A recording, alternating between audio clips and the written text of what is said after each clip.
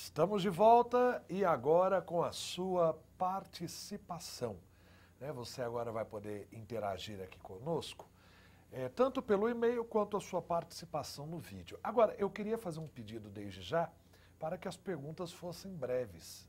No momento de fazer a pergunta, que fosse direto ao ponto a ser questionado. Por quê? Porque senão pode atrapalhar a participação de outro amigo, de outro colega. Que às vezes o tempo é curto, é escasso o nosso tempo aqui, nós temos um horário para terminar o nosso curso. Então eu pediria, olha, vá direto ao ponto, vá direto à questão que você tem, ao questionamento que você tem a fazer aos nossos instrutores, tá bom? É muito legal a sua participação, gostaríamos de ter aqui o dia todo para conversar, bater papo, saber quem é você, mas o tempo não nos permite. Então, vá direto ao tema, vá direto ao assunto, direto ao questionamento, para não atrapalhar a participação de outros amigos, tá bom? Então nós vamos à primeira participação já, que vem de Bragança Paulista.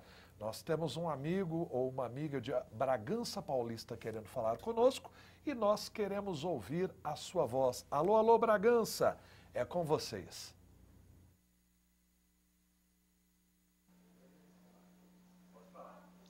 Bom, bom dia a todos.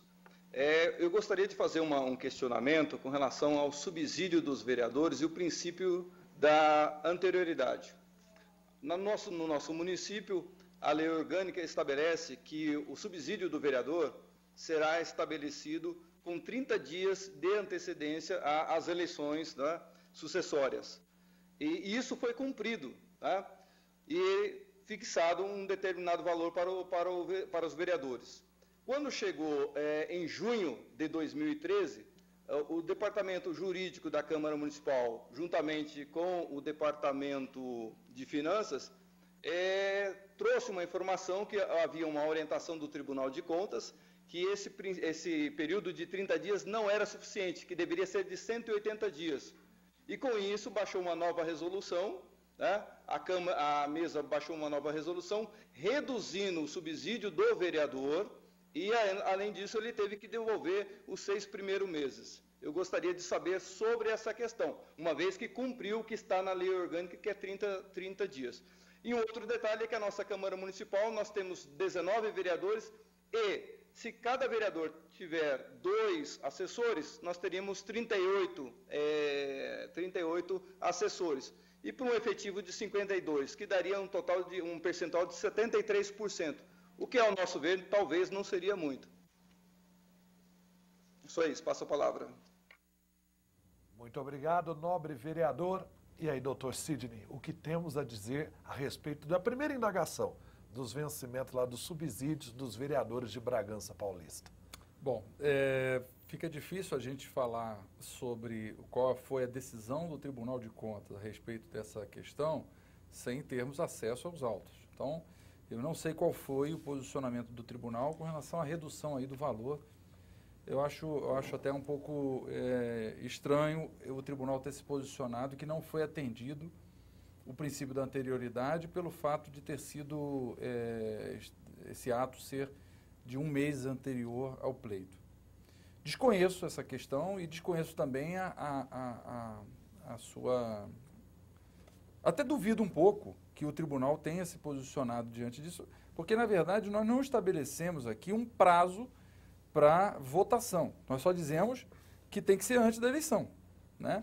E que tem que ser antes das eleições e que tem que ser submetido a uma apreciação prévia pelo tribunal. 30 dias é um prazo curto? O Tribunal de Contas tem nas instruções, né, o prazo estabelecido para remessa, é um prazo curto. O ideal seria que fosse encaminhado antes. Mas o simples fato de não ter encaminhado ao tribunal, o simples fato de ter sido votada 30 dias antes das eleições, eu não acredito que esse seja o motivo de uma irregularidade no ato fixatório. Se esse ato fixatório se estabeleceu dentro dos limites razoáveis, dos limites financeiros da Constituição, e se ele foi feito antes das eleições, eu não consigo entender por que ele é irregular. Talvez não tenha atendido ao prazo de remessa para o Tribunal de Contas, eu teria que ver os autos realmente. Então, assim, quanto à redução no valor, se não houve, lá em Bragança, acredito que seja lá, se não houve se essa redução ela não decorre de uma determinação constitucional, ela não poderia acontecer. Porque, em princípio, prevalece para mais ou para menos também o princípio da anterioridade. Então, essa fixação teria que ser feita, né, a irregularidade teria que ser corrigida quando da fixação. Mas, especificamente, o caso de vocês, eu não consigo responder porque eu teria que ter acesso aos documentos. Eu acredito que essa pergunta já tenha me vindo por e-mail. Eu vou fazer questão de respondê-la porque me interessa muito. Eu vou procurar saber do que se trata e vou responder por e-mail para você.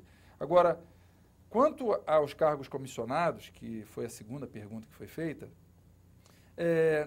nós insistimos aqui de que o cargo comissionado ele tem que obedecer não somente ao princípio da proporcionalidade, mas também à adequação, o princípio da adequação. Ele tem que estar adequado ao inciso 5 do artigo 37 da Constituição, ou seja, tem que ser um cargo de direção, chefia e assessoramento. Então, foi comentado, se eu não me engano, que tinham 2 assessores para cada vereador, né? E um número razoável aí de assessores, um número razoável de comissionados diante do tamanho da Câmara. Veja, se o tribunal entender que mesmo diante de uma certa falta de proporcionalidade, esses cargos efetivamente são necessários para o funcionamento da edilidade, eu acho que não vai ter uma grande repercussão sobre as contas. O que acontece muitas vezes é que nós verificamos a desproporcionalidade aliada ao fato de que esses cargos não têm atribuições específicas de comissionados, né? Então, essa é uma questão que tem que ver os 2 pontos, né? Os 2 pontos têm que ser equacionados aí. Nós já vamos para a segunda pergunta, mas antes veio aqui uma pergunta que eu queria fazer para o doutor Sérgio. Essa pergunta, doutor Sérgio, ela é da Silvia, ela é da Câmara Municipal de Santo Antônio de Pinhal, e ela pergunta assim: se a mesa diretora fixa o salário dos funcionários de sua estrutura administrativa por meio de um projeto de lei e é aprovado, encaminhado ao Executivo, este pode vetá-lo e então retorna para a Câmara. Neste contexto, a Câmara pode derrubar o veto do prefeito e fixar esses salários conforme a sua proposta inicial? Sim. Antes, eu quero colocar o seguinte: eu não concordo com essa disposição, embora seja constitucional, de que o salário tenha que ser fixado por lei.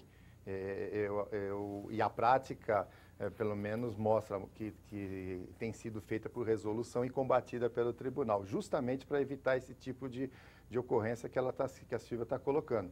Porque, no caso específico, fazendo de iniciativa da Câmara, fazendo o projeto de lei, indo para o Executivo, ele vetando, voltando para a Câmara e havendo quórum para derrubar o veto, tudo bem, a lei vai ser promulgada e sem maiores problemas. Agora, o problema é quando, nesse meio tempo, existem algumas nuances do processo legislativo. Vamos supor que seja não uma lei nova, mas uma lei alteradora de uma lei anterior que já tinha fixado o salário. E o prefeito não veta integralmente, ele veta só o salário, vamos supor, de procurador, ou só o salário do técnico de contabilidade. Aí o veto vem. O veto, a derrubada do veto não restaura a matéria anterior. Então, todo esse trâmite de ida e vinda executivo e legislativo pode causar um vácuo, pode causar uma situação em que aquele cargo fique sem salário, ou que fique com um salário defasado de uma lei anterior que passa a vigiar por causa das outras que foram vetadas. Então, essa é a grande confusão que acontece. Se não houver problema algum, se tiver executivo e legislativo falando a mesma língua, não houver necessidade de retaliação ou de nada, é tranquilo. Você faz o projeto de lei, é votado na Câmara, da mesma maneira que a resolução, em 2 turnos, aí vai para o prefeito veta, volta, havendo maioria, rejeita e passa a valer aquele salário fixado. Então é válido. Sim. Perfeitamente. Então agora, respondida essa pergunta, nós vamos para o polo de São Roque. Tem um vereador amigo em São Roque querendo falar conosco. Alô, alô, São Roque, é com vocês. Boa tarde. Boa tarde, vereador Etelvino, da Estância Turística São Roque. Boa tarde, seu Sérgio, doutor Sérgio, doutor Sidney e doutor Alexandre. Eu quero fazer algumas considerações aos senhores. Uma das perguntas para o doutor Sidney. Como é que vocês fazem a computação? Eu tenho funcionário efetivo na Câmara e ele está em cargo de comissão. Quando eu vou computar ele, eu computo ele como cargo efetivo ou cargo em comissão? Essa é uma pergunta. A outra situação, ao doutor Sidney também, quanto à questão da aprovação dos pareceres do Tribunal de Contas. Eu já tive a oportunidade de votar pareceres contra do Tribunal de Contas, mantendo os mesmos, e também tive a oportunidade de votar pareceres contra do Tribunal de Contas, sendo contrário ao mesmo. E aí, como o Dr. Sidney comentou, que em algumas ocasiões não são bem fundamentados, eu gostaria de dar meu ponto de vista, e eu até fui o relator na época de uma situação, de uma votação nesse sentido. A atual conta do prefeito, determinado ano, ele não atingiu os 25% como determina a lei. Mas, se pegando os 4 anos seguidos, ele dava uma média maior do previsto. Então, eu defendi a tese que eu não consegui enxergar que o município e a educação teve um prejuízo. Então, no meu entender, uma situação dessa não daria para penalizar o prefeito, porque ele atendeu, embora a legislação diz que o mínimo é 25 dentro do ano, essa é uma situação. Então, eu defendi essa tese. E uma outra situação que a gente também tem que observar, o município recebe os repasses mês a mês. E o executivo, pelo menos, argumenta que ele acaba tendo uma dificuldade até o final do ano para ter uma noção e gastar o dinheiro. Sem contar, doutor Alexandre, que existe um grande problema nos dias de hoje, que as licitações e muitas das vezes algumas empresas que estão prestando algum serviço, principalmente em obra, acabam tendo problema. E a prefeitura acaba não conseguindo gastar esse dinheiro naquele período que é obrigatório. Então, fica-se aí uma situação também que deveria ser analisada à parte. Outra situação, há uma necessidade obrigatória de se gastar 100% 95% do Fundeb dentro do ano e pode-se reservar 5% para gastar entre janeiro, fevereiro e março do ano seguinte. E, às vezes, tem uma dificuldade, isso aconteceu no nosso município, tem uma dificuldade que você vai licitar uma obra, alguma coisa, e você não consegue concluir. E há um entendimento do Tribunal de Contas que, se não conseguiu dentro daquele prazo, corre-se o risco de ter a conta rejeitada. Então, essa questão do parecer, para mim, eu vejo que se tiver uma comprovação de uma grossa onde exista superfaturamento, o mau uso do dinheiro, aí deveria ser mantido o parecer do Tribunal de Contas. Mas nós temos várias situações que o Tribunal de Contas acaba rejeitando, que é dentro dessas situações que eu estou falando. A situação que deveria a gente ter que estar analisando melhor essa situação. Tem um amigo aqui de Biúna, também gostaria de fazer uma pergunta, eu vou passar para ele. Obrigado, doutor Alexandre. Boa tarde Sidney, Sérgio, professor Alexandre. A minha pergunta é com referência ao orçamento financeiro. Chega um projeto na Casa de Lei sobre suplementação de dotação orçamentária. por excesso de arrecadação e por remanejamento. Qual o cuidado que o vereador tem que ter para apreciar esse tipo de projeto? Quais as cautelas que devemos ter como fiscal do Executivo? E a segunda pergunta é sobre o assistencialismo. A prefeitura ela contrata uma empresa para fazer terceirização de transporte para levar aquelas pessoas de hemodiálise para tratamento. Aí chegam as pessoas lá na Câmara de Vereadores, né? E o vereador encaminha para o setor de transporte vários ofícios pedindo esse tipo de transporte. Como o Tribunal de Contas vê essa situação? Boa tarde, muito obrigado. Eu só quero acrescentar uma pergunta ao doutor Sérgio da Câmara de Cubatão. São Sebastião. Doutor Sérgio, o senhor como atuante na Câmara, como é que o senhor vê a fazer a computação dos assessores dos vereadores dentro da soma com os cargos em comissão? Como é que o senhor vê essa situação? O senhor acha correto, vamos dizer assim, eu tenho o efetivo e os cargos de comissão da Câmara, e eu pegar os cargos em comissão dos vereadores, o caso da nossa Câmara, nós somos 15 vereadores, cada vereador tem um assessor. Então, nós computá-los. Eu gostaria de ouvir a opinião do senhor. Muito obrigado. Muito obrigado, nobres edis. E vamos, doutor Sérgio, vamos primeiro para a sua pergunta, porque do doutor Sidney aqui foi uma enxurrada. Se a gente encerrasse agora o programa, já estava bom de pergunta. Mas então vamos para o doutor Sérgio primeiro para responder o questionamento do vereador. Nós estávamos debatendo quando saiu esse assunto aqui durante a palestra e em off aqui, na hora que as câmeras estavam desligadas, eu estava fazendo exatamente esse comentário. Eu acho que essa proporcionalidade que o tribunal prega entre comissionados e efetivos, ela tem que ser analisada dentro da estrutura orgânica da Câmara, dentro da instituição, que é o corpo fixo que vai dar continuidade ao planejamento, dar continuidade ao dia a dia da Câmara. E aí sim, eu acredito que essa proporcionalidade tem que ser muito baixa, tem que você privilegiar o servidor efetivo da casa por estar qualificado, por ter mais tempo, por conhecer a casa, a ser guindados aos cargos comissionados de direção.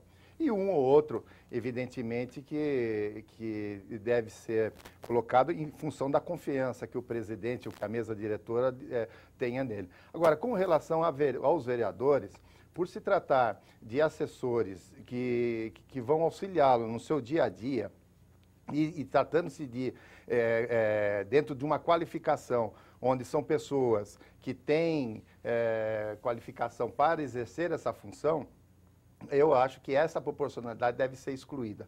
Eu acho que não se deve comparar os assessores de vereadores com os cargos comissionados internos da Câmara e com os efetivos. O exemplo que o senhor colocou é o que acontece na maioria das câmaras. Às vezes você tem uma Câmara enxuta, onde você tem um quadro de servidores muito bem equacionado, muito bem dimensionado, é pequeno, mas resolve, a Câmara perfeitamente funciona com aquilo ali, e você tem 12, 13, 17 vereadores. E esses vereadores têm seus assessores. E aí, quando você compara um com o outro, há essa disparidade. Então, no meu entender, eu acho que deveria se concentrar a proporcionalidade dentro do quadro interno, da administração interna da Câmara, e não em cima dos assessores dos vereadores. Perfeitamente. Doutor Sidney, eu vi que você anotou as questões, que eram muitas questões. O que nós podemos dizer ao nobre vereador? Sim, eu acho que, não sei se eu consegui pegar todas elas, mas eu vou começar aqui sobre o julgamento das contas do Executivo. Então, vejam, é uma autonomia soberana do Poder Legislativo deliberar sobre as contas do Executivo, né? Então, cabe a ele estabelecer, por critérios políticos mesmo, são critérios, na maior parte, políticos, mas a minha consideração foi de que, mesmo sendo critérios políticos para a votação como é que se diz? Para a derrubada desse parecer do Tribunal de Contas, eu entendo que seria interessante que essas contas sejam submetidas a uma comissão, a avaliação financeira e contábil dessas contas, sejam verificadas os motivos pelos quais o Tribunal de Contas reprovou, e se for aprovado, ou melhor, se for derrubado o parecer do Tribunal de Contas, eu acho interessante a fundamentação da decisão, para que se evite no futuro uma demanda judicial, ou pelo Ministério Público, uma demanda judicial contra a decisão que não foi fundamentada e que contraria o tribunal, ou pelo próprio prefeito que se viu prejudicado, né, ingressando com essa ação aí no judiciário. Então, como eu já tinha dito, há uma necessidade de fundamentação, mas não há obrigatoriedade, né? Agora, as razões, os motivos, se o entendimento foi de que 25% deveria ser agregado durante todo o mandato do prefeito, ou se era para ser visto só no exercício, a forma de interpretação da lei, isso cabe ao legislativo realizar, né? O Tribunal de Contas, ele trabalha conforme as pautas que lhe são colocadas, as pautas legais, a jurisprudência, a doutrina que rege a matéria. Se a Câmara entende que, por exemplo, um exemplo que foi dado aí, os 25%, né, deveriam ser aplicados numa média de 25% durante os 4 anos de mandato, tudo bem. Talvez seja interessante fundamentar bem, porque a Constituição não fala isso, né? Ela fala que é 25% no exercício, não é? Então, vejam bem, nesse caso específico, eu nem ia adentrar no fato, mas esse caso específico, notem, a criança que, em tese, não aproveitou naquele determinado ano em que o município não aplicou os 23%, os 25%, aplicou 23%, por exemplo, ela no ano seguinte ela já ficou sem, já perdeu, já não tem mais. Aquela criança que passou por aquela situação, aquele aluno que teve o ensino, né, prejudicado pela aplicação a menor, ele nunca mais vai recuperar, porque ele no ano seguinte, mesmo que aplique 28 no ano seguinte, aquilo que aconteceu no ano anterior não vai ter solução. Então, eu estava até pensando numa analogia, que se essa regra fosse aceita, os senhores me perdoem aí, os dignos vereadores, mas se essa regra fosse aceita, eu não ia ter mais multa. Porque às vezes eu passo num sinal de trânsito, num pardal, né? Lá no Rio a gente chama de pardal, mas um radar.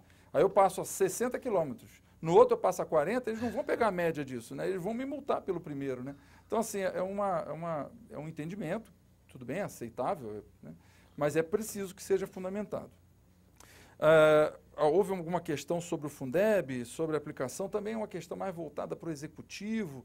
Talvez precisássemos de um outro curso para falar sobre questões de aplicação do ensino, mas eu posso adiantar realmente que o Fundeb tem realmente a possibilidade de diferimento da aplicação de 5% do valor para o exercício subsequente até o primeiro trimestre.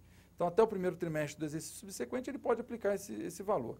E aí, em cima disso, tem várias regras do que pode ser, do que não pode ser, mas existe realmente essa possibilidade. Aí depende dele manter um fluxo de caixa, dinheiro, grana, para pagar esse valor, que tem que estar numa conta específica, para se pagar no exercício subsequente. Okay? Então, essa é a regra. E se a reprovação foi por conta desse caso, cabe à Câmara julgar pela derrubada ou não do parecer. Uma outra questão também que foi passada é sobre o remanejamento orçamentário. Olha, qual seria o papel do vereador como fiscal do Executivo? Olha, o remanejamento orçamentário, o que tem que se ter em vista é que o orçamento ele não pode ser uma peça fictícia. Então, naturalmente, ele vai ter alguns reajustamentos durante todo o tempo de vigência. Mas, ao vereador, cabe analisar se aquela alteração da dotação orçamentária, primeiro, se ela está dentro daqueles limites estabelecidos pela lei de diretrizes orçamentárias. Então, ele vai lá e verifica qual é o limite de remanejamento. Está dentro desse limite? A primeira verificação. Segundo, essa verificação, essa mudança de dotação orçamentária vai afetar uma política pública municipal que comprometa a atividade ou a comunidade, né, daquele município? também tem que ser verificado. E ele pode colocar isso como sendo um empecilho àquela mudança, aquela alteração da dotação. Então, em tese, mais ou menos, ele já tem uma noção de como funciona o município e vai verificar se aqueles remanejamentos atendem ou não às questões atinentes àquela localidade. Então, essa que deve ser a postura do vereador. Jamais essa postura deve ser de combate tão somente por combater essas alterações, porque muitas vezes as alterações elas são necessárias, né, para uma reformulação de uma atividade que não está mais sendo condizente, ou de uma dotação que se perdeu, né, às vezes não veio. Então é interessante que seja feita uma análise bem acautelada dessa questão. Foi perguntado também sobre transporte de pacientes. O tribunal, se houver a necessidade de transporte, esse paciente realmente precisa ser deslocado para fazer a hemodiálise, como é o caso, tendo uma despesa comprovada, tendo sido feito todo o procedimento correto para a realização da despesa, não há que se contestar a sua validade. Então depende muito do caso em loco aí para saber como está sendo realizada essa. Aí fala-se muito sobre a impessoalidade, mas aí é atendimento de uma necessidade premente daquela pessoa, que pode ser uma pessoa carente, um cidadão carente, que não tem como se locomover, e aí a prefeitura vai fazer o deslocamento através de ambulâncias. Isso existe e o tribunal não se posiciona contrário. Me permite só uma coisa? Mas é o Poder Executivo que tem essa responsabilidade. Sim, o Poder Executivo. Porque o vereador perguntou o seguinte, se ele mandar um ofício para a Câmara, para a Prefeitura para transportar, se ele está incorrendo em alguma irregularidade. Na verdade, não, ele pode pedir. Agora, a Câmara fazer esse transporte com o carro dele, eu acredito eu que não possa, que é desvio de finalidade. Muito bem colocado. Com o carro dele, ele pode. Se ele quiser pegar o vereador, pegar o carro dele e levar o paciente, é problema dele. Desde Câmara, que não gaste dinheiro da Câmara. Então, assim, entendi. Então, obrigado, Sérgio. Então, realmente, a Câmara não pode promover essa assistência social. Mas um ofício aí do vereador é bem possível, né? Para finalizar aí, com relação ao quadro de pessoal, um servidor que ocupa um cargo efetivo, ele passa a ser comissionado, ele agrega o comissionado. Então, quando se faz o quadro de pessoal, se coloca o último cargo dele.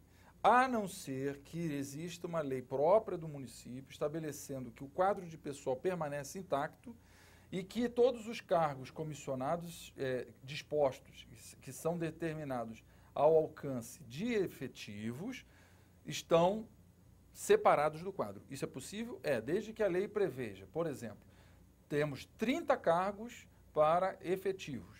Então, o cargo efetivo, ele permanece ocupado e no quadro de pessoal ele consta como cargo efetivo provido em comissão. Então, existe essa possibilidade, nós já vimos alguns casos assim, não sei se é o caso deles, mas ele não pode ter duplicidade. Ou ele consta como efetivo ou ele consta como comissionado. Mas se ele ocupa um cargo comissionado, ele vai incorrer, em tese, se não tiver nenhuma disposição, ele vai estar lá dentro dos comissionados ocupados. Perfeitamente. Okay? A aula de hoje está boa, né? Dúvidas aqui cruciais aí, o pessoal mandando para cá. Importante, eu estou aqui sentado só aprendendo, viu, doutor Cid? Só observando aqui, aprendendo muita coisa. É bacana isso. E tem uma pergunta aqui que é para o doutor Sérgio. Essa pergunta é do Marcelo, lá de São José do Rio Preto. Ele diz assim, foi falado que o julgamento das contas do Executivo é realizado mediante resolução. Todavia, o correto não é decreto, vez que esse tem efeitos externos e a resolução não? E aí? Me repete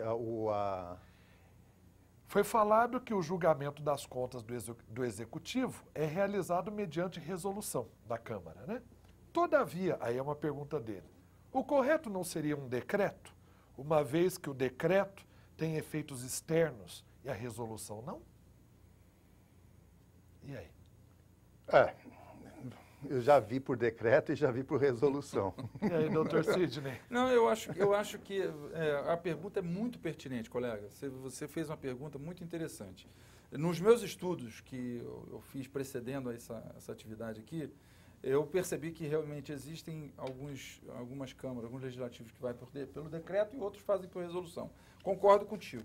A resolução ela é um instrumento interna corporis, realmente. E a gente falou por resolução, talvez até pela prática do dia a dia. Mas até concordo em a gente discutir um pouquinho se não seria decreto. O decreto tem realmente validade para o público externo, você tem razão. Mas, de uma forma ou de outra, o nome o nome do instrumento não lhe dá ou lhe tira eficácia. Né? Na verdade, é a sua essência que lhe dá eficácia. Seja como for, foi boa a intervenção. Fica válida, válida né? a intervenção. Nós vamos agora para Jaú. Os amigos de Jaú também têm questionamentos para enviar aqui para os nossos instrutores. Alô, alô, alô, Jaú, é com vocês.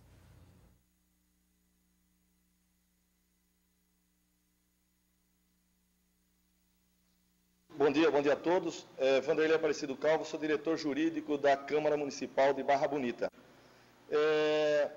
A minha pergunta seria dirigida ao Dr. Sidney e, por extensão, também ao Dr. Sérgio, se ele tiver a opinião divergente da do Dr. Sidney. Eu comuno com a ideia do Dr. Sérgio quando ele disse que as contas, ela tem dupla balança, ela é julgada em sentidos diferentes na conta do Executivo quando se tem na conta do Executivo se encontra muito, não 100%, mas grande parte do peso político. E a aprovação das contas do Legislativo ela é meramente jurídica, técnica e é encaminhada direto ao promotor público, ao Ministério Público. Porém, no meu humilde entendimento jurídico, e a pergunta é técnica, eu imagino que o Tribunal de Contas extrapola um pouquinho quando ele pega as contas do Executivo, ele separa, ele manda para a Câmara aquilo que ele entendeu que está correto.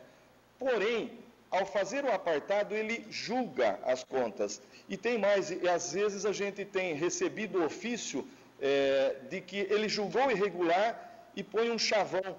Não é suscetível de apreciação por esta Câmara, colocando a Câmara simplesmente como um transmissor, um correio, para levar o papel para a Prefeitura, tirando da Câmara a oportunidade de julgar também aquela conta. Então, eu queria saber se a opinião de vocês não estaria ocorrendo, em tese, uma ingerência do poder do tribunal em julgar as contas, quando, na verdade, ele não é órgão julgador? E um colega fez a pergunta também, gostaria que vocês dessem uma pequena palhinha na função gratificada que não foi colocada hoje. Passo a palavra. Perfeitamente, muito obrigado, amigo da Câmara de Barra Bonita, né? E aí, doutor Sidney, doutor Sérgio, o que nós podemos dizer a respeito do assunto? Bem, com relação à competência do Tribunal de Contas, né, que foi essa foi a questão, realmente, ele para julgar contas, ele não tem competência. Ele emite contas do Executivo. Ele emite um parecer prévio que é encaminhado para a Câmara e que vai fazer o seu julgamento da forma como lhe provier. Agora, com relação a lançamento de apartados, né, que a gente abre alguns apartados para análise de matérias específicas, e nesse caso o Tribunal de Contas julga esses apartados, na verdade, o que acontece é que o Tribunal de Contas ele tem a competência constitucional para verificação de despesas, análise e julgamento de despesas realizadas por órgãos públicos, a eles submetidos. Então, quando se fala em conta municipal, se fala em gestão, se fala em conta governamental. Então, aí nisso envolve-se a aplicação ou não dos 25%, envolve-se aí o Fundeb, a aplicação do Fundeb, envolve-se aí a questão de existência de déficit orçamentário. Vocês vejam que, nesse caso, o assunto é contas. Mas quando se fala numa despesa específica, por exemplo, adiantamento, né? Isso acontece não é só no município, acontece no Executivo. O Tribunal de Contas aprecia os adiantamentos do Executivo estadual em separado das contas e aprova ou reprova esses adiantamentos por força de um processo específico que não tramita pela Assembleia Legislativa. Então segue o mesmo procedimento. Esses apartados que são abertos pelo Tribunal de Contas nada tem a ver com as contas especificamente.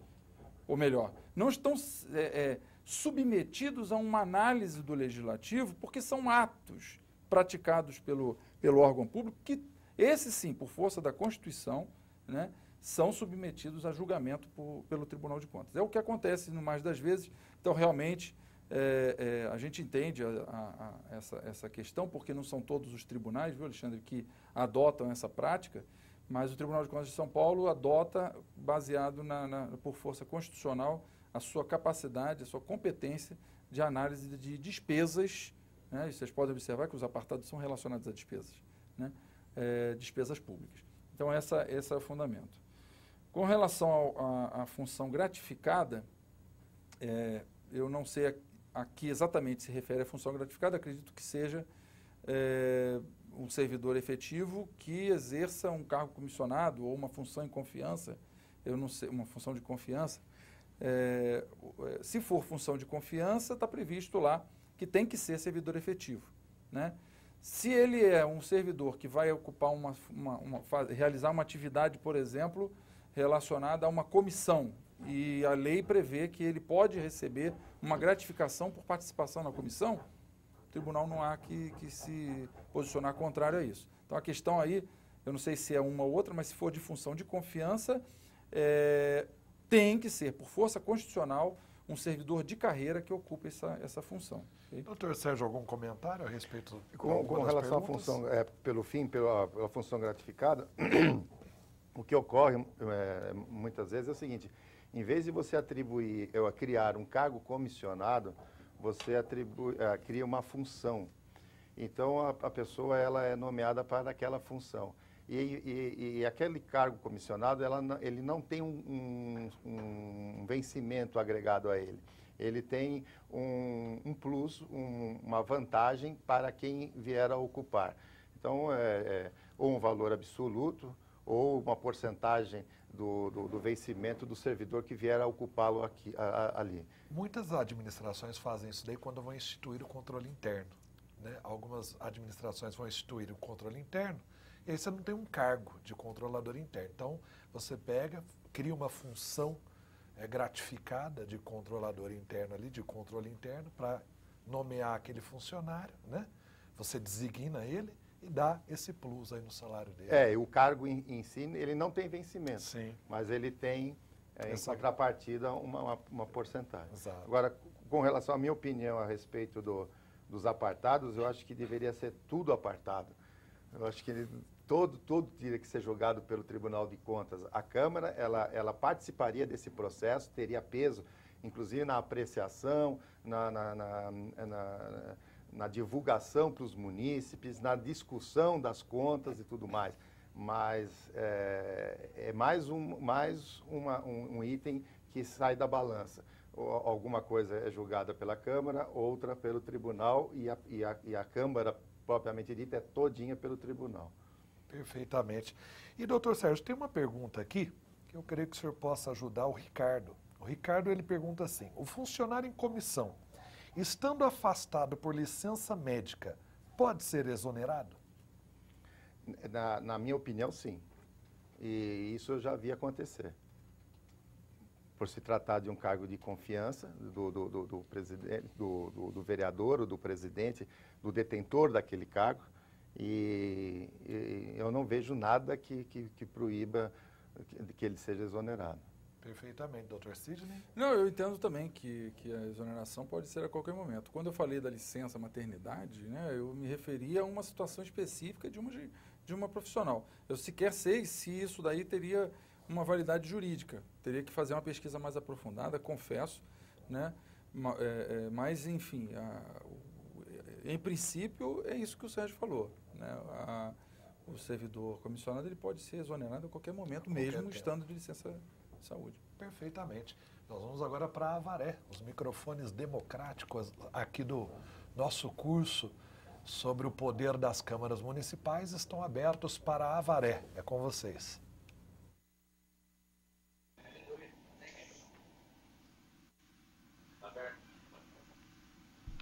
Vicente Pavan, representando a Câmara Municipal de Cerqueira César, Paranapanema e Avaré.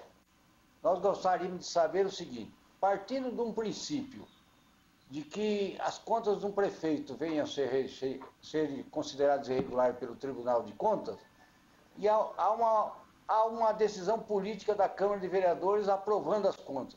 gostaríamos de saber quais as implicações cíveis a respeito que podem ocorrer sobre os vereadores que votaram para a rejeição do parecer do Tribunal de Contas. Passo a palavra. Muito obrigado. E nós vamos, então, já encaminhando para o doutor Sidney e doutor Sérgio. E aí? Bom, eu acho que a gente já até passou alguma coisa sobre isso, né? O reflexo de uma derrubada do parecer do Tribunal de Contas é um reflexo meramente, como ele falou, jurídico, né? Na área civil, né? Então, assim, o Tribunal de Contas, a partir do momento em que emite um parecer prévio, ele não tem mais a menor ingerência sobre isso. Esse parecer passa para o Legislativo, que ele vai tocar daí por diante, né? O Tribunal de Contas se resume, a atividade no tribunal se resume a isso. É fato que quando da fiscalização, nós verificamos lá, em loco, se essa derrubada do voto, ou melhor, a derrubada do parecer do Tribunal de Contas seguiu os preceitos constitucionais obrigatórios, né? Aquele quórum mínimo, aquela coisa. Bom, agora, qual vai ser a implicação? Isso tudo depende muito, porque se, por exemplo, o Ministério Público toma conhecimento de que o parecer prévio do Tribunal de Contas foi pela irregularidade, foi desfavorável, e a Câmara Municipal resolve derrubar, o Ministério Público pode ingressar com uma ação, né, solicitando ao Judiciário a revisão daquela decisão, ou melhor, a anulação daquela decisão por um ou outro motivo que o Ministério Público entenda necessário. De outra parte, a derrubada do parecer prévio do Tribunal de Contas, quando aprova uma conta e a Câmara reprova essa conta, ou seja, é uma derrubada de um parecer favorável, nesse caso, é provável que o prefeito que se sentir lesado diante de alguma falha nesse julgamento, falhas, por exemplo, falta de direito, não respeito ao direito do contraditório, da ampla defesa, né? O prefeito, se sentindo prejudicado, ele pode muito bem vir a ingressar com uma ação contra essa decisão e pleiteando a sua nulidade, né? Então, os efeitos civis são esses. Perfeito. Aí tem uma questão aqui, doutor Sidney. Na verdade, são duas questões, a gente pode responder as duas juntas, eu creio. A primeira vem da Silmara, de Botucatu, e ela pergunta que ela ainda tem dúvida no tocante à fixação dos subsídios dos vereadores, se deverá ser por resolução ou lei.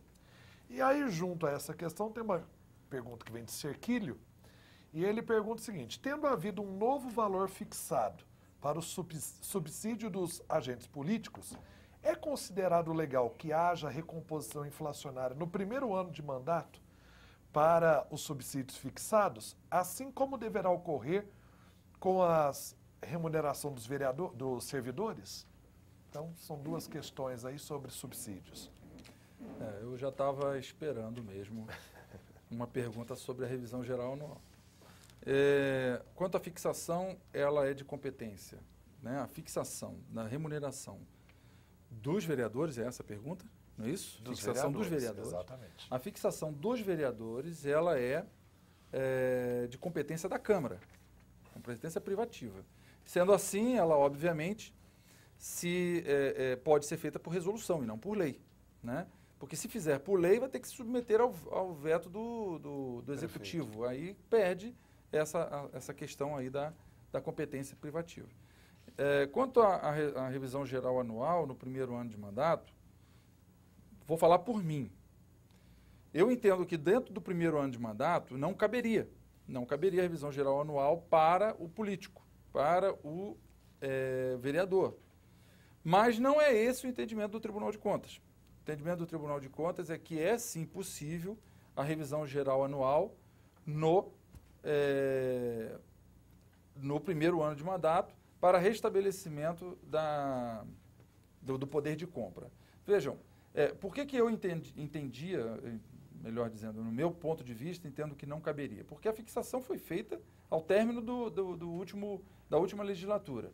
Então, ela está muito próxima, né, a revisão geral estaria muito próxima à fixação para se ter recomposição de índices inflacionários, né? Então, acabaria tendo uma agregação de valor a esse subsídio. Mas não é esse o entendimento do tribunal. O entendimento do tribunal é que essa fixação pode acontecer a qualquer momento no exercício anterior. Então, suponhamos que a fixação tenha acontecido no exercício anterior, né, no início do ano, no meio do ano. E a revisão geral anual acontece no meio do ano seguinte. Então, houve sim uma perda inflacionária que deveria ser recomposta pela revisão geral anual. Seja como for, acho que prevalece mesmo a posição do tribunal, né, que é essa que eu acabei de passar. É possível? Sim, é possível no primeiro ano de mandato.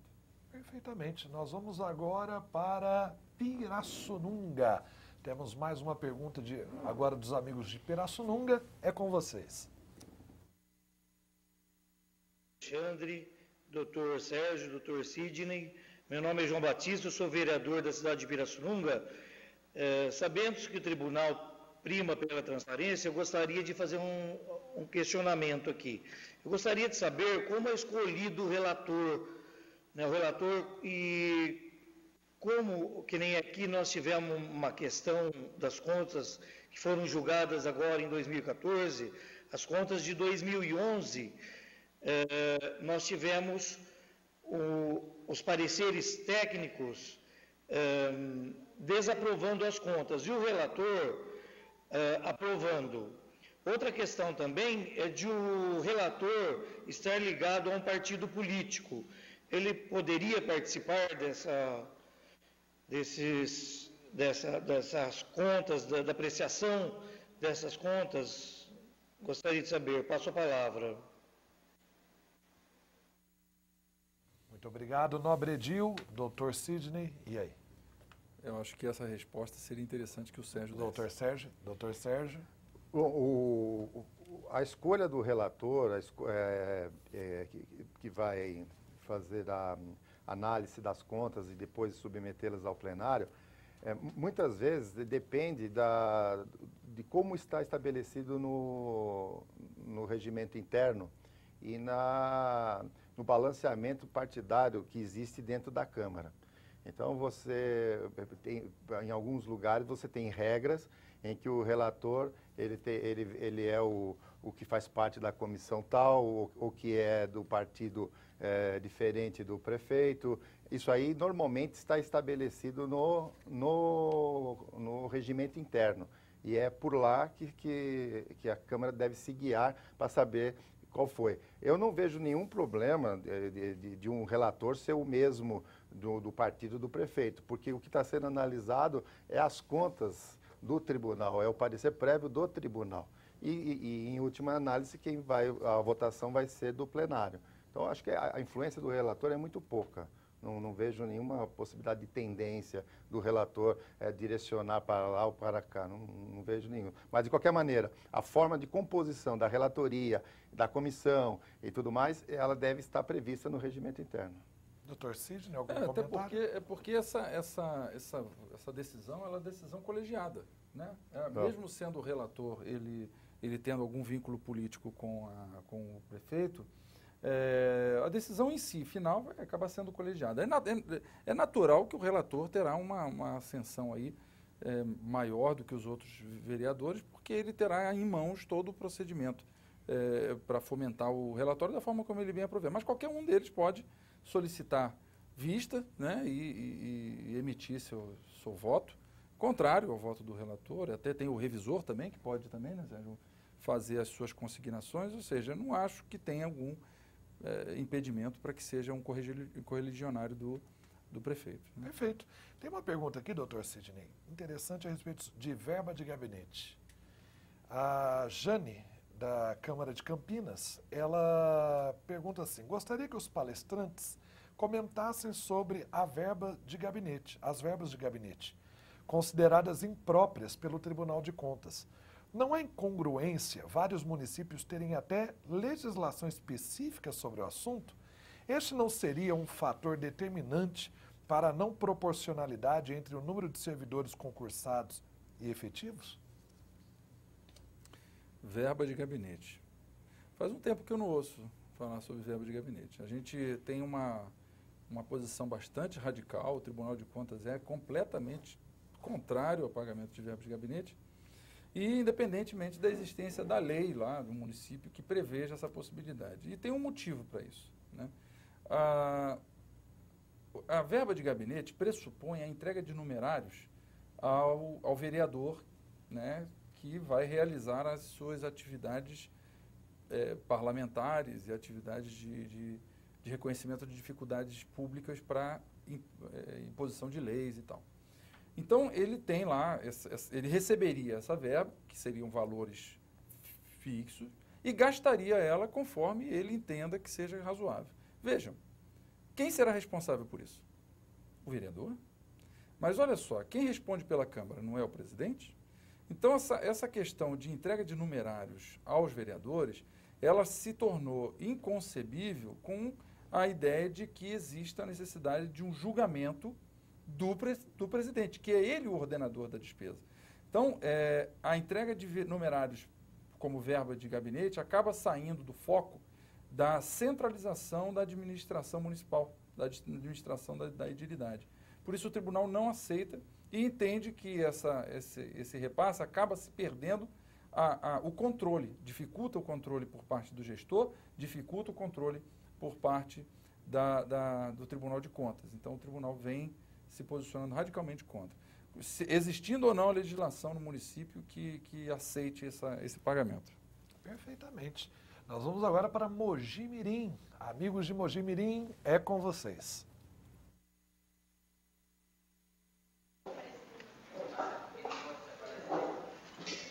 Boa tarde. Eu gostaria de fazer uma pergunta. Meu nome é Nárcio, eu sou presidente da Câmara Municipal de Águas de Lindóia. Nós temos na nossa Câmara, uma Câmara de pequeno porte, nós temos 4 funcionários efetivos. Desses funcionários, uma funcionária é assessora jurídica, que pediu afastamento por questões médicas 90 dias. E nós estamos dependendo do parecer dela, né, dessa assessoria, por várias questões da Câmara. Nós temos uma comissão especial de investigação em andamento, dependendo de parecer. Nós temos as comissões permanentes, dependendo de parecer, licitações para serem feitas, vários trabalhos dessa assessoria que hoje nós não estamos podendo contar. Como que eu posso substituir as funções dessa assessoria?